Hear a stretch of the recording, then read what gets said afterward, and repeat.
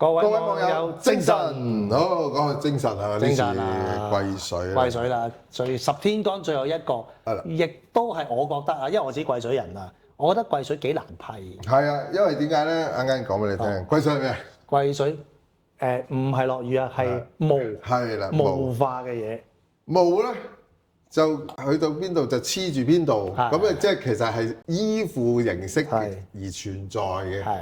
咁所以咧，我接觸咁多癸水嘅人咧，你又係癸水，你都知啊。我就覺得佢幾神經質嘅。係，都講得講下，我都以前係咁樣嘅，而家都係人都老咗就 stable 一啲啊。stable 啲係。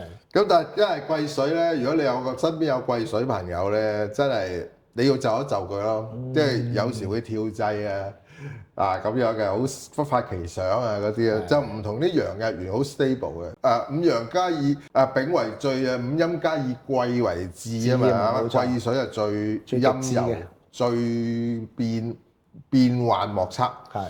咁我哋今日咧呢個八字係邊個咧？呢個就係明成祖朱棣啊。哇！咁咧阿朱元璋第四子啊，咁啊你都知佢叫做永樂啊。咁啊，你知佢係 short 到點樣咧？就係嚼自己個侄係嘛，無端端又打佢咁係嘛，搶咗佢個皇位係咪啊？咁咧都係幾 short 㗎。即係如果喺而家我哋現代人覺得正常啊係嘛，咁但係喺幾百年前一個帝制封建儒家思想，君君臣臣父父子子，係咪黐線佬啊？係嘛？同埋佢係第一個，我冇記錯係第一個發明誅十族人哋誅九族，佢誅埋十族。係啊，誅邊個啊？誅學生啊。唔係咩？方孝孺啊！呢個古仔我又要講下啦。我講下。咁咧，佢殺咗入去啦。咁咧就咁阿皇帝自己自焚啦。咁啊，跟住佢為咗講即係正統咧。就方孝孺係當時喺儒家入邊嘅頭領啦。冇錯，一個 icon 嘛。係啦 ，icon 啦。咁啊，叫佢寫個幫佢寫個皇榜出嚟，就公告天下，就係呢個受命於天㗎啦。咁啊爭佢支筆，咁啊叫佢寫啦，即係叫 endorse。跟住佢唔寫啊，係嘛？跟住喂寫咁啊，我唔寫我誅你九族，跟住佢衰到啊！你誅我十族我都唔寫，我就誅你十族。結果就係咁樣。低能嘅，死咗好似3000幾人啊，好似。係啊，佢連啲學生誅十族連學生都誅嘛。十族九族係唔包學生嘅，所以咧第十族咧佢係老師啊嘛，咁啊所以誅學生。係。但係連嗰啲學生都誅埋。係。咁咧仲要咧，咁喺度鬧佢喎，就先剪咗佢個側邊呢度，等佢講唔到嘢，跟住勾條脷出嚟剪咗佢，跟住就隻眼撐大，跟住咧就綁住咗，就逐個拉出嚟，即係由阿爺開始殺老豆、殺老母、跟住殺老婆、殺仔，跟住姨媽姑姐，歷史上係好黐線。跟住殺晒所有人啦，最後就殺佢。哇！真係誅十族，真係。但係呢個八字咧，嗱一睇落去，哇，好多隱性喎。嗱，如果你揭開造化元約咧，佢又話佢呢個叫做劫印化進格。係。咁我哋知道，你唔好理佢啲名啦，係嘛？電光毒龍轉咁嘅，佢係嘛？好勁嘅咁係。好啦，呢個癸水記得癸水要咩嘅？癸水要辛金。係啦，辛酉金。係。總之咧。逢係有辛有金嘅癸水就一定係好嘢嘅，係，所以你點解咁辛苦？係啦，真係慘。不過你下個運好似係辛金喎，有運 ，OK。咁你呢個八字咧就黐住晒啦。咁啊好啦，我哋話獨水三犯更新浩若體全之象，係嘛？喺呢書入邊。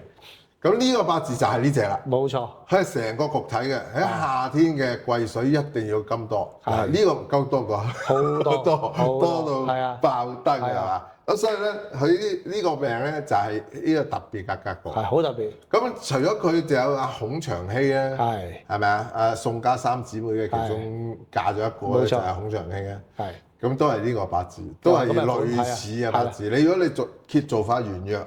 就會見到孔祥熙嘅八字，係就同佢差唔多。係啊咁當然阿朱棣梗係靚好多啦。同埋去咗夏天，仲有個比劫，即係有個喺度，終於極致嘅呢一個。呢個咁做咗好多創舉啦，永樂大典啦，係咪啊？咁另外叫阿鄭和下西洋啦，係佢做咗好多，即係撇除佢朱十族嗰樣嘢咧。佢都喺明代裏邊嘅叫做最出色嘅皇帝，係最出色。係啦，咁除咗佢老豆就到佢啦，係咪啊？咁縮到點樣？咁既然皇帝係咪最中意打仗？係，即係其實係韓粉啊！係，即係我而家睇到係韓粉。如果你俾你50-60歲，你仲打唔打仗咧？唔打啦，但佢係好 high 嘅。你應該係叫人打，係咪？唔係自己去。佢就癲到60歲都要衝出去，係嘛？咁係咪？點解呢啲咁癲嘅啲人？不過要唔好誤會，我唔係咁嘅人啊！但係因為佢係一個咁多人、咁極致嘅人，佢因為佢即係當一個火星人啦，佢先會做一啲火星人會做嘅行為咯。係咁啊，所以我哋講完呢咁靚嘅，睇下你隊出嚟嘅，冇金喎呢個。嗱呢個唔係冇金。呢個小弟啦，係小弟喎，呢個我嚟嘅。哎呀，唔怪辛苦啦，一啲金都冇啊，所以就辛苦啦。嗱，我即係又講翻我自己啦，有殺先論殺啦。咁啊，好明顯就係嗱呢一種好得意嘅，佢殺弱嘅，但係佢嘅殺弱咧，佢唔係同個日元比較佢殺弱，係因為原局個木好重而嚼個殺，所以佢殺弱。所以我知財資弱殺，我點解會跟阿蔡師傅學八字？某程度上就係佢幫我解咗呢一個千年不解之謎。因為咧，我睇過10個算命人啦，即係就算我 even 我識咗之後，都有啲師傅攞嚟睇下咧。佢話你一定係從兒。好啦，即係正路係亥卯未有木局，又全無木，呢度透晒木，咁仲唔係從兒？咁好啦，個問題出咗嚟啦。如果我從兒，哇！全部木喺晒我啲祖父輩啊、父母宮，咁我咪應該好發出世？我又唔係喎，我細個即係屋企租房住咗，阿爺就我老豆都未見過添，即係好差嘅、好窮嗰啲，咁所以就好大程度上就唔係從兒啦。好啦，唔係從兒就即係話新藥啦，咁新藥啲師傅梗係話用金水啦，咁用金水係嘅。但係個問題個用法同原個解釋唔同，咁後尾經阿蔡師傅解釋，都係講緊20年前啦，學呢個20幾年前，我最記得啦。你話睇完之後，佢話你解到晒我唔識嗰啲嘢，我要跟你學。跟住咧就話我諗住最後一個邊個嘅嗌你過嚟嗰陣時，你話又睇唔睇啦？睇下呢個唔同嘅咁係嘛？係冇錯。跟住佢話好，我睇埋呢個。如果呢個都解唔到嘅，我以後都唔掂噶啦。係唔睇冇錯，係嘛？係啊，我就記得啊。點知最後學埋添自己。係啊，咁啊點啊？跟住咧就好啦，咁啊財資就殺啦。咁我就撚手小菜就係睇殺㗎嘛，仲唔係財資就殺？財資就殺啦。咁財資就殺嘅，咁冇計嘅。你真係原局係制殺太過啊嘛，咁變咗咪辛苦咯。真係好辛苦嘅。咁去到呢個運啦，己巳運。因為自害沖半拆咗個木工，係啊，咁我就辛苦啲嘅，咁但係咧呢個時候就係爸爸嗰度好啲嘅，即係做嘢順啲嘅，咁直至去到庚午啊、辛未呢啲時間咧先至好，原因就係因為有病要有藥，咁先至 OK，但係個問題就係原局個忌神太重啊，病重藥輕，係病重藥輕啊，所以我到而家咧都發唔到大達咯，唔係而家你行緊壬申啊嘛？係壬申，咁你 coming soon，呢個先係你嘅真用神啊嘛？係啊，癸水見酉啊嘛，老友嚟噶嘛，拆 Q 咗個木局，哇！咁乾杯先啦，乾杯先啦，即係你係希望好啦，好人如果好我又會造福大眾㗎，免費算命係嘛？係嘛？咁啊點都要收翻啲利是，但係好得意嘅呢啲，但係呢個命咧，即係我自己作為一個過來人去睇咧，係發現唔係真，即係嗱，好多人學八字咧，一定係身強弱學起先嘅。但係你最終咧就好似阿張無忌學太極劍同太極拳咁樣，學49式都好啦，你最終要擺低晒呢啲嘢，就叫貼入呢個格局批命法，你先至會有所大成嘅。